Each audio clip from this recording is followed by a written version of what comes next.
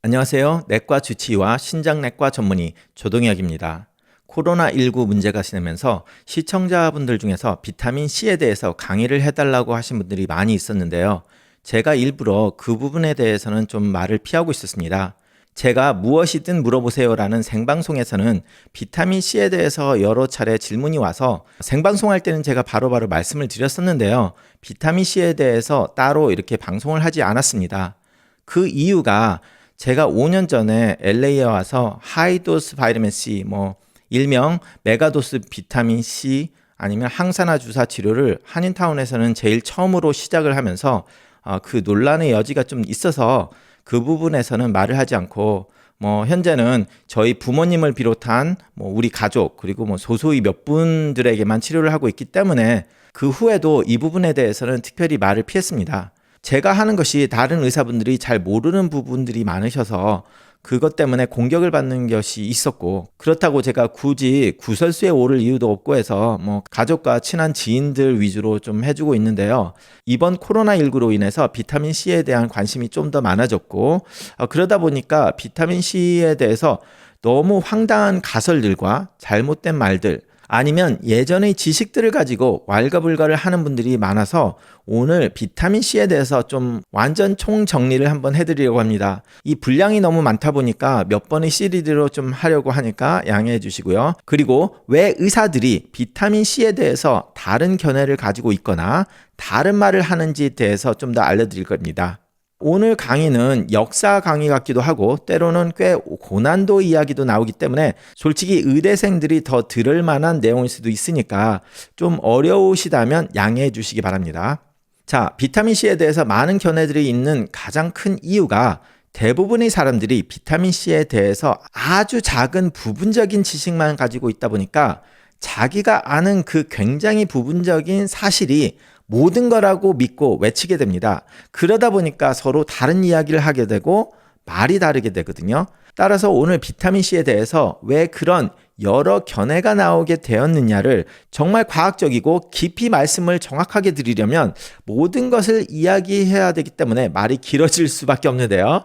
시청자분들 중에서 난 그런 거 다 필요 없고 결론만 얘기해달라, 아니면 증거 자료만 가지고 증거 없다는 그런 식으로 말은 필요 없고, 그럼 닥터 조동혁이 믿는 개인적인 결론만 말해달라는 부분들을 위해서 결론부터 말씀드리고 하나씩 짚어가면서 깊이 말씀드리겠습니다.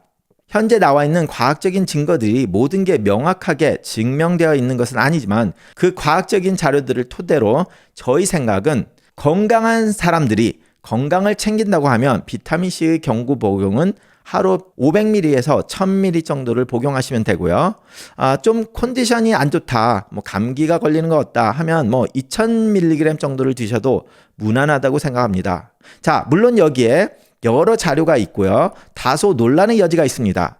그런데 만약에 그런 건강한 사람들이 그냥 건강을 챙기는 정도가 아니라 암세포의 증식의 방지를 위한다든지 아니면은 동맥경화증의 예방을 원한다든지 아니면 심한 감염이나 당뇨병 환자에서 아니면 노약자에서 욕창이나 아니면 치료할 수 없는 지속적인 충치 문제가 심한 만성적으로 치료가 잘 안 되는 상처나 감염이 있는 경우에는 비타민C는 경구 복용으로 효과를 볼 수가 없습니다.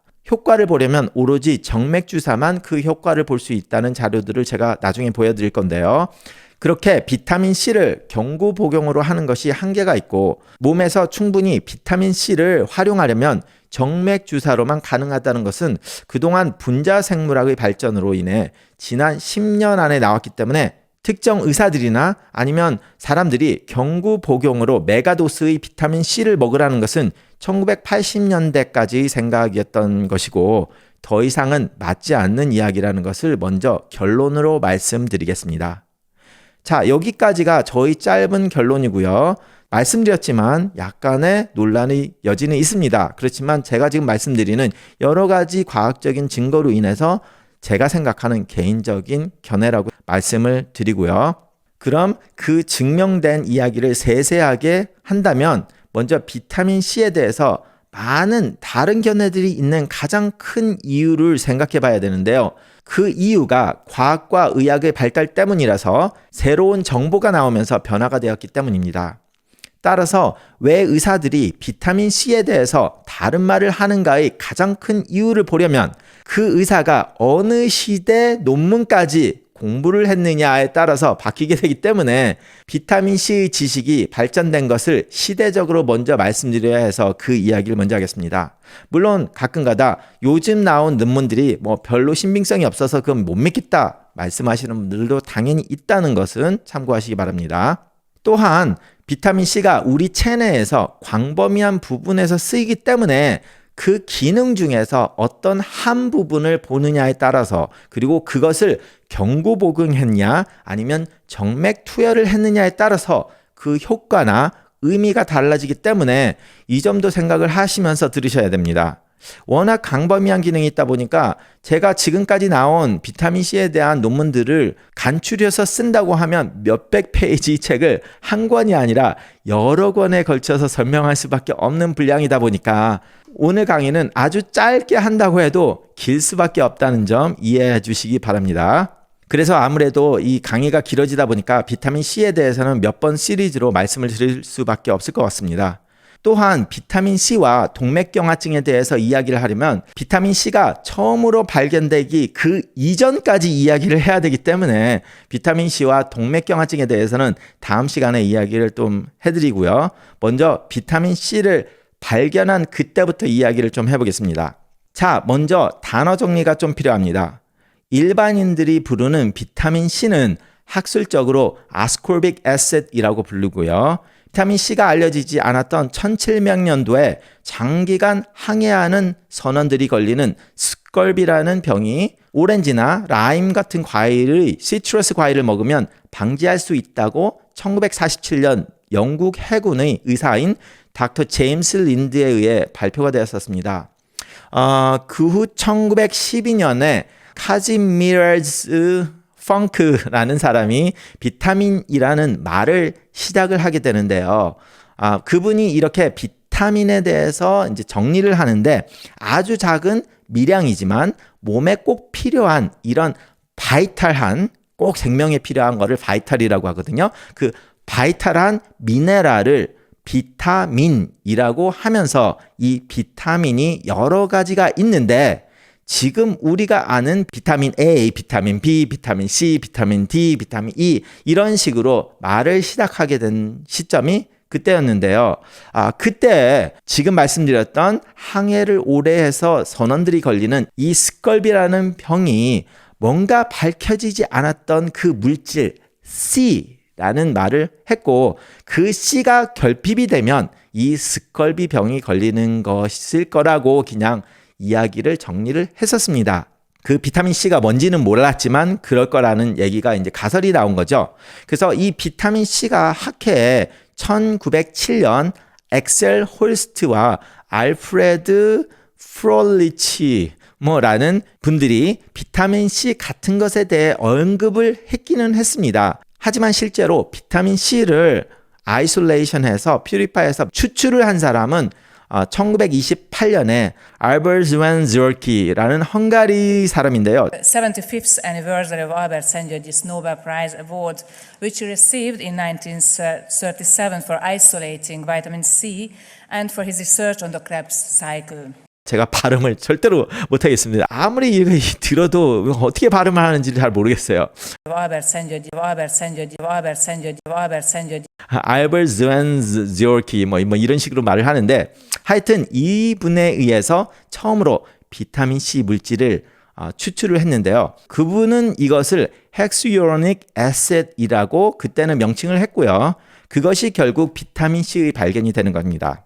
원래는 이 알버트 스웬즈워키라는 이분이 시트러스 과일, 즉 오렌지나 라임 이런 거에서 비타민C를 추출하려고 했는데 계속 실패를 하다가 결국 파프리카에서 비타민C를 추출하게 됩니다. 그래서 이 스컬비라는 병을 방지할 수 있다는 의미에서 엔타이 스컬비 한국말로는 뭐 항스컬비라고 하겠죠. 그래서 그 의미로 A라는 말이 있고 스컬비, 에스컬비라는 말이 붙었고 그 뒤에 헥스유라닉 에셋으로 에셋, 즉 산의 형태로 있기 때문에 아스콜빅 에셋으로 명명을 하게 된 겁니다. 제 첫째 아들 이름이 알버트인데 이 알버트 즈웬지오르키는 University of Budapest의 의대를 나와서 그 후 유럽의 여러 대학에서 의사로 환자를 보는 것보다는 연구를 하게 되는데요. 세포들이 어떻게 에너지를 만들어 쓰는가, 일명 biological combustion, 즉 생물학적 연소에 대해 관심을 가지고 연구를 하게 됩니다. 1937년에 비타민 C의 발견과 생물의 연소에 의해 의학 노벨상을 받게 됩니다. 그 후 그분이 세포의 연소에 대한 연구를 하면서 근육이 수축을 할 때 쓰는 에너지로 ATP를 쓴다는 것을 발견을 했죠.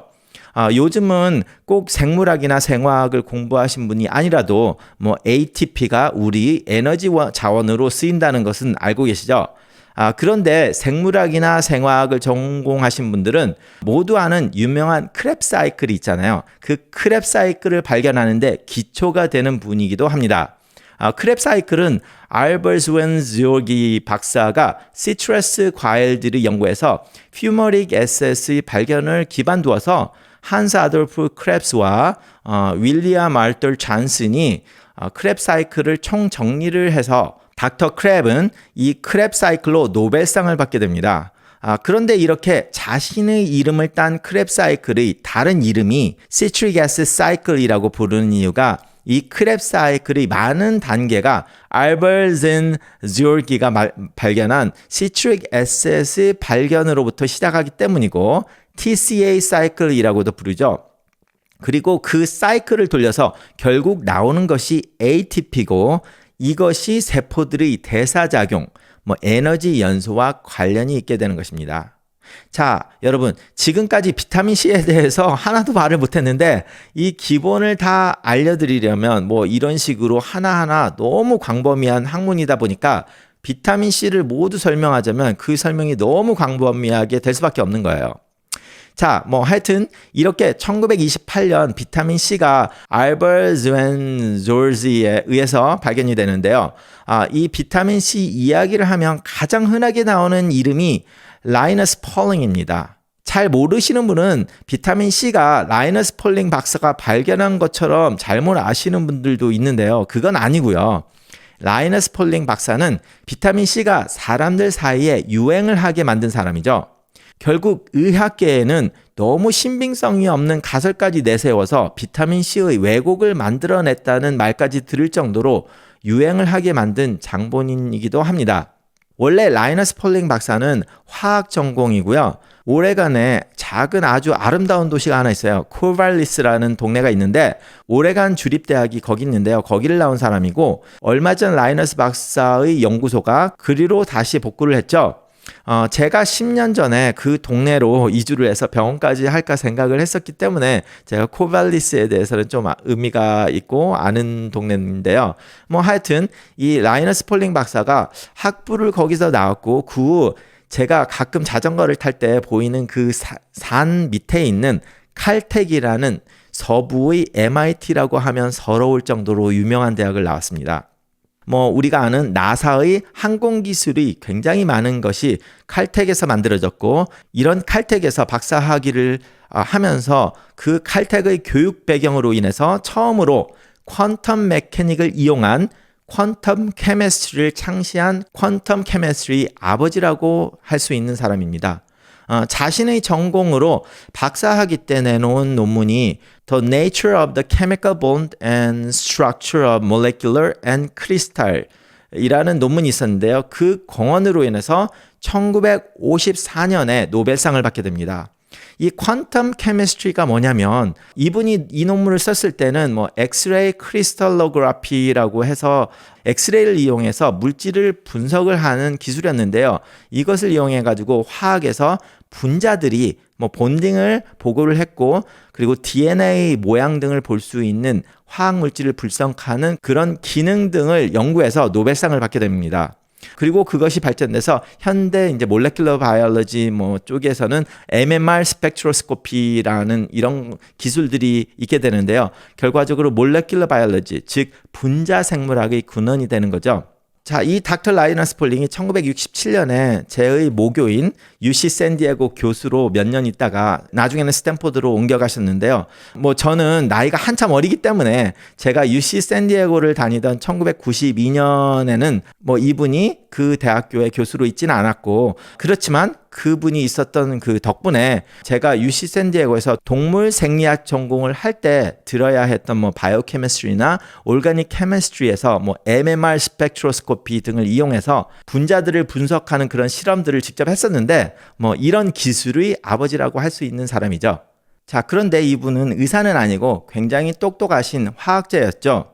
그래서 이분이 또 시작한 게 올토몰레큘러 메디슨이라는 것입니다. 결국 의사가 아니지만 몸의 화학작용들을 공부하면서 기존 의학이 아닌 대체의학으로 비타민과 식품 영양으로 몸을 건강하게 한다는 대체의학 창시자이기도 하죠. 저도 UC 샌디에고를 다니던 때 한 학기를 들었던 강의가 이런 대체의학 강의가 있었는데요. 뭐 닥터 라이너스 폴링이 가르친 건 아니고 그때 메가도스 비타민 C의 복용을 강력히 추천했던 그 강의를 들었던 때가 제가 1996년 정도였던 걸로 기억합니다. 왜 이런 화학자가 비타민 C를 추구하게 됐는지 제가 뒤에 설명을 좀 더 해드리겠습니다.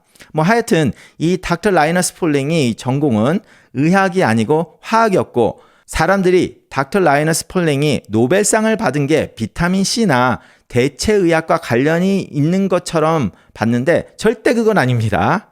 노벨상은 화학자로서 화학과로 케미컬 본딩, 즉 분자들이 본딩에 대해서 받았고, 그 후에 시대적으로 그 후에 이제 일본에서 원자탄이 터지고 나서 원자탄 같은 무기로 정치를 하는 것에 대한 반대를 하기 때문에 1959년에 히로시마 아피얼이라는 글을 쓰고 원자탄을 쓰는 것을 막자고 과학자들이 모여서 반대하는 운동을 주관을 했고, 이로 인해서 1962년 노벨 평화상을 타게 된 겁니다.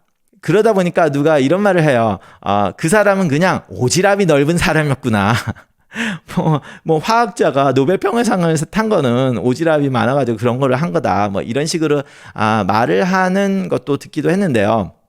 뭐 하여튼 간에 이렇게 노벨상을 2개나 받은 사람이 비타민 C를 추종한다고 책을 쓰니까 무조건 믿기도 하고, 또 비타민 C를 파는 사람은 라이너스 폴링이 잘 모르면서 비타민 C로 노벨상을 받은 것처럼 왜곡을 하기도 하다 보니까 좀 잘못된 말들이 굉장히 많이 되게 됐습니다. 그러다 보니까 뭐 닥터 라이너스 폴링이 원래 원하지 않았던 그런 뭐 사실까지 뭐 조작 아니면 왜곡이 되게 됐겠죠. 그런데 이렇게 닥터 라이너스 폴링이 비타민 C에 대해서 유명하게 된 이제 가장 큰 것이 1970년도에 비타민 C and Common Cold라는 책을 썼는데요. 결과적으로 비타민 C와 감기에 대해서 이야기를 한 책을 썼는데 이게 이제 유명하게 된 겁니다. 자, 그런데 이 퀀텀 메케닉을 하는 라이너스 폴링이란 사람이 왜 비타민 C에 대해서 이야기를 했나 궁금하게 되잖아요. 그죠? 자, 그것을 보려면 이게 인류의 발전은 우연하게 발전이 되기도 하고, 자신이나 자신의 가족의 문제가 있어서 발견이 되기도 합니다.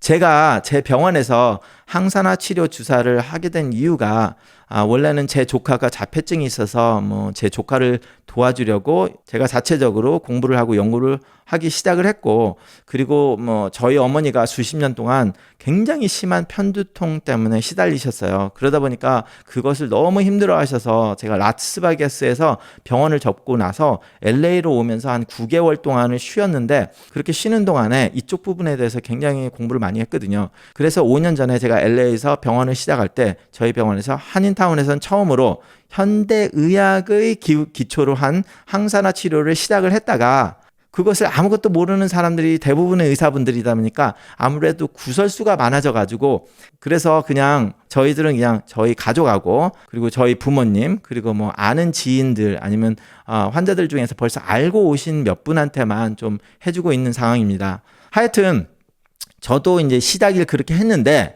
닥터 라이너스 폴링도 이런 비슷한 일이 자신한테 일어납니다. 그게 이제 어떤 일이 일어나냐면 1926년 라이너스 폴링의 어머니가 비타민 B12 deficiency로 사망을 하게 되는데요. 이게 이제 퍼니시어스 아네미아, 빈혈과 정신 이상이 동반되면서 돌아가시게 됩니다. 자, 이때는 이런 비타민 B12라는 거에 대해서 잘 모르던 시대였어요. 그런데 이 같은 해인 1926년 하버드 의대에서 조지 미넛이라는 매스 제너럴 하스피털, 즉 하버드 의대 대학병원인데요.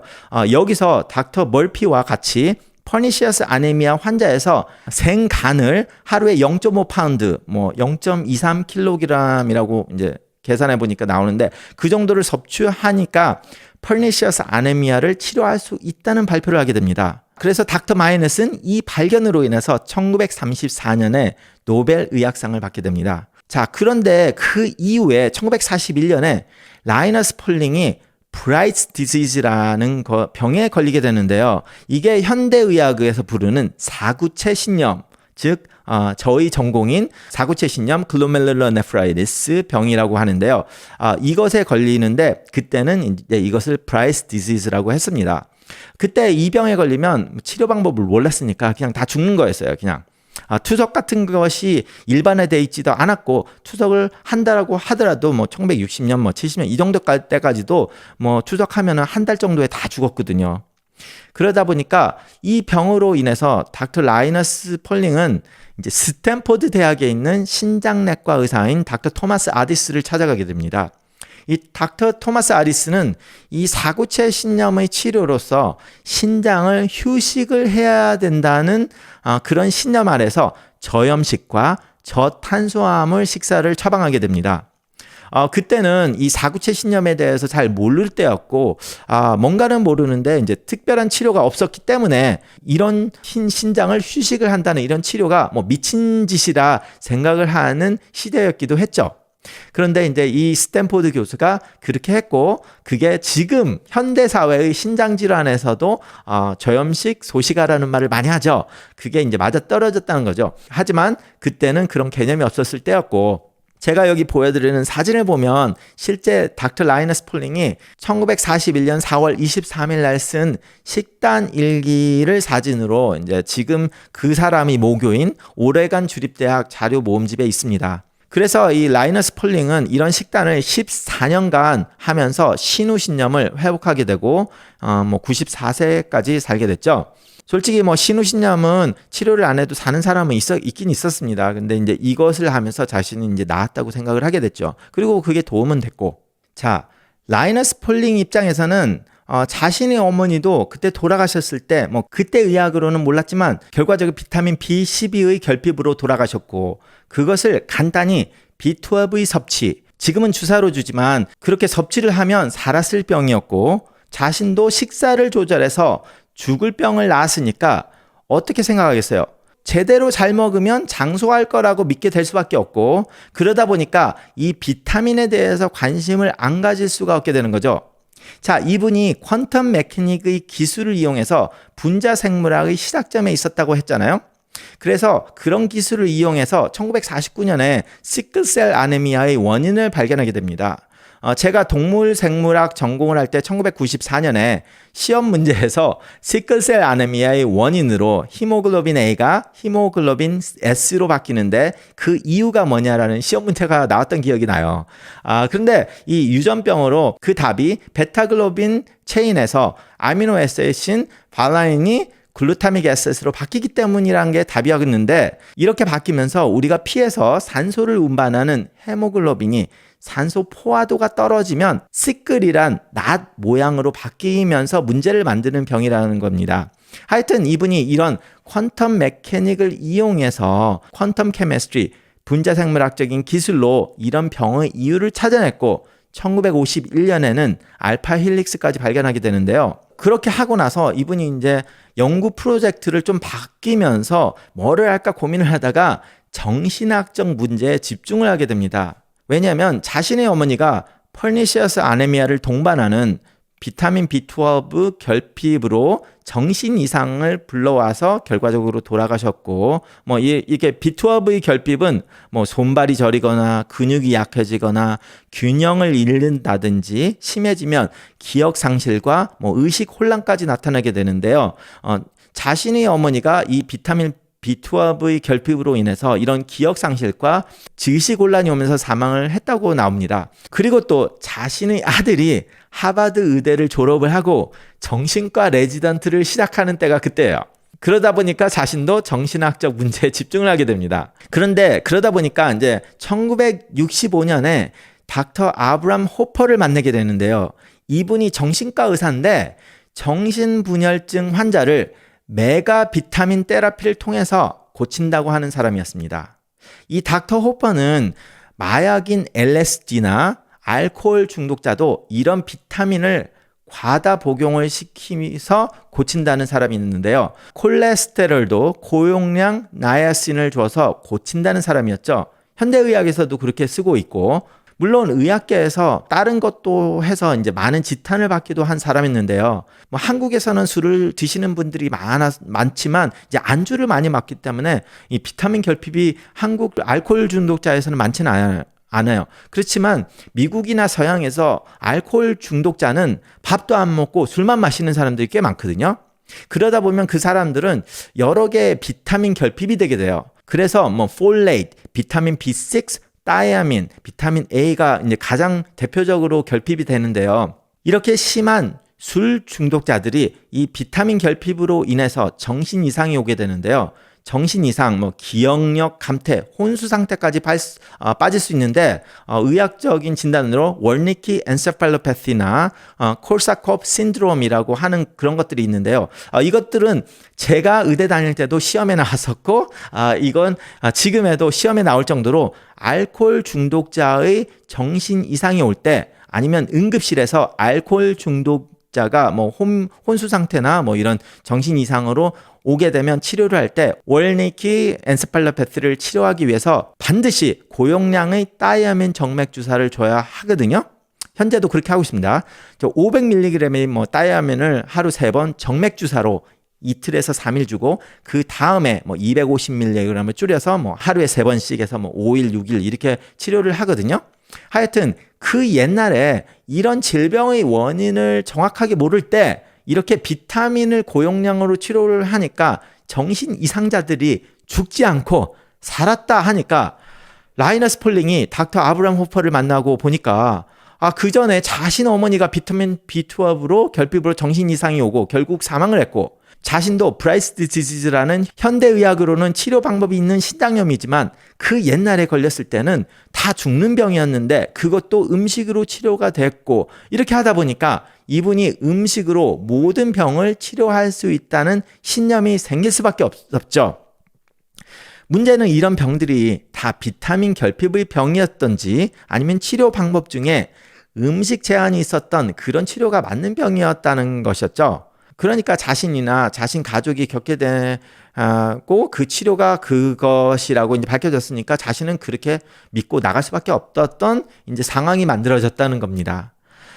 그러다 보니까 이제 라이너스 폴링이 1970년에 비타민 C에 대한 책을 쓰게 된 거고, 뭐 의학 박사는 아니지만 화학상으로 노벨상을 받고 또 평화상으로 노벨상을 2번이나 이렇게 받은 사람이 쓴 책이다 보니까 유명하게 될 수밖에 없었죠. 그래서 이렇게 비타민 C 그리고 고용량 비타민 C가 유명하게 되는 건데요.